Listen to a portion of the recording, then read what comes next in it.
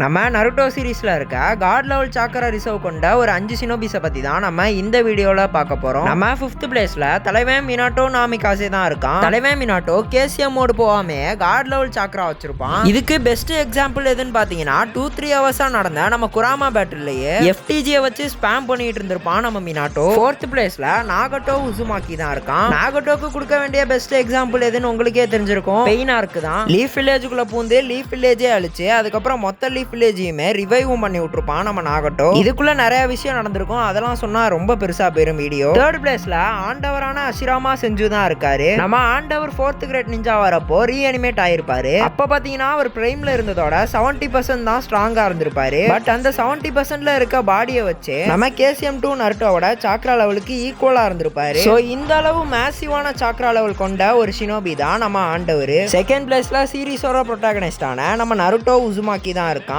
ஒரு நார்மலான ஷினோபியால பாத்தீங்கன்னா 2-3 ஷேடோ க்ளோன் தான் மேக்ஸிமம் கிரியேட் பண்ண முடியும். ஆனா அதுவே நம்ம நருட்டோ பாத்தீங்கன்னா ஆயிரக்கணக்கில் ஷேடோ க்ளோன் ஜுட்சுவை போட்டு ஸ்பாம் பண்ணுவான். நம்ம 1st பிளேஸ்ல மாதரா உச்சிஹா தான் இருக்காரு. நம்ம மாதரா டிவைன் லெவல ரீச் பண்ணக்கப்புறம் அவனுக்கு காகுயா உச்சுசுக்கியோட அதிக சாக்ரா லெவல் பாத்தீங்கன்னா கிடைச்சிருக்கும்.